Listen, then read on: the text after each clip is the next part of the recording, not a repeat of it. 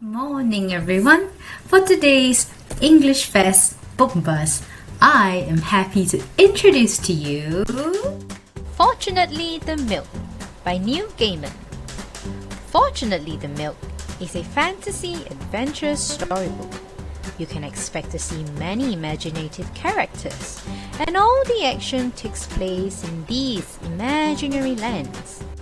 You can expect to see things like aliens in a UFO, pirates on a pirate ship. I'm sure right now you're simply jumping to know just what this story could be about. After all, what does milk have anything to do with aliens and pirates? So let me explain what this story is about to you. Mom's away on business and has left Dad in charge. She has left him one important thing to do. Buy the groceries and do not forget the milk. But guess what? Yes, Dad forgets to buy the milk, and so the next morning he goes to buy some from the supermarket. This is a story of why it takes him a very long time to get back again. It's a story with a time-traveling stegosaurus, aliens, vampires, and a bunch of whole other characters in this adventure. Hang on. Just a minute. All of this just for buying milk? You might probably be thinking right now, this is just one weird and crazy story. Well, I have to agree with you.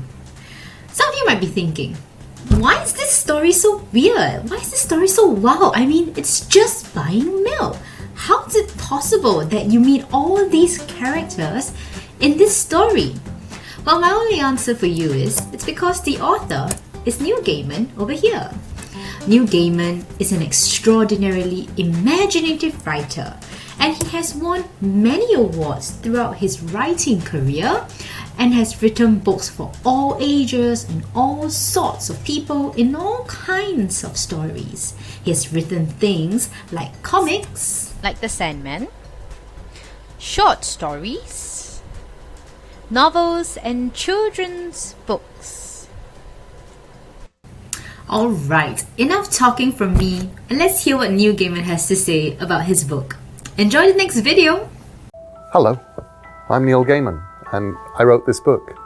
It's called Fortunately the Milk, the only book I have ever written that dares tackle the big questions. Questions like, what happens when you open the door on a spaceship and let the space-time continuum in? Will evil aliens redecorate by replacing all of Earth's mountains with throw cushions and replace Australia with an enormous decorative plate with a picture of Australia on it?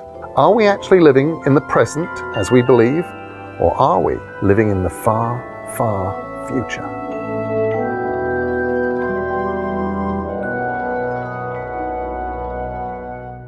I was out at the end of the plank, facing certain death, when a rope ladder hit my shoulder and a deep booming voice shouted, "Quickly, climb up the rope ladder."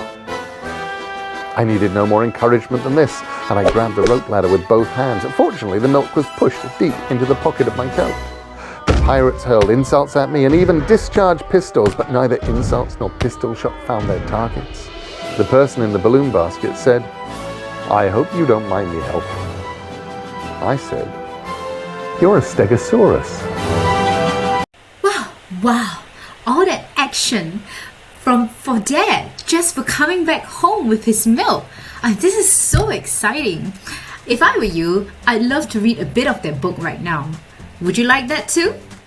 Let's have a sneak peek inside the book, and I'll read you a few pages. "I bought the milk," said my father, and I did indeed say a brief hello to Mr. Ronson from over the road, who was buying a paper. I walked out the corner shop and heard something odd that seemed to be coming from above me. It was a noise like this, dum, dum. I looked up and saw a huge silver disc hovering in the air above Marshall Road. "Hello," I said to myself. "That's not something you see every day." And then something odd happened. "That wasn't odd?" I asked. "Well, something odder, said my dad. The odd thing was the beam of light that came out of the disc, a glittery, shimmery beam of light that was visible even in the daylight. And the next thing I knew, I was being sucked up into the disc. Fortunately, I had put the milk into my coat pocket. The deck of the disc was metal. It was as big as a playing field, or bigger. We have come to your planet from a world very far away, said the people in the disc. The aliens. I called them people, but they were a bit green and rather globby, and they looked very grumpy indeed. Now, as a representative of your species, we demand that you give us ownership of the whole planet. We are going to remodel it. The aliens want our planet, and they want to do renovations on our planet. I jolly well won't, I said. Then, one of them said, we will bring all your enemies here and get them to make you miserable until you agree to sign the planet over to us. I was going to point out to them that I didn't have any enemies when I noticed the large metal door with emergency exit do not open for any reason. This means you on it. So I opened the door. Don't do that, said the green globby person. You let the space-time continuum in. But it was too late. I had already pushed open the door. I jumped. I was falling. Fortunately, I had kept tight hold of the milk. So when I splashed into the sea, I didn't lose it. I'm glad Dad's really keeping a tight hold, firm grip over the milk. Fortunately, the milk isn't it. What was that? A woman's voice. A big fish? A mermaid? Or was it a spy? I wanted to say that I wasn't any of those things, but my mouth was full of seawater. I felt myself being hauled up onto the deck of a little ship. There were a number of men and a woman on the deck, and they all looked very cross. That's quite odd, isn't it? First father was walking on the street. He got beamed up to a UFO, and splash! Right now, he is on a pirate ship. Gee, this really is one wild story, isn't it? I wonder what happens to the milk. Let's stop here. Did you enjoy that story? If you did, head down to your nearest library to borrow, fortunately, the milk. Thank you for all your kind attention, and I hope you will enjoy reading this book. Goodbye!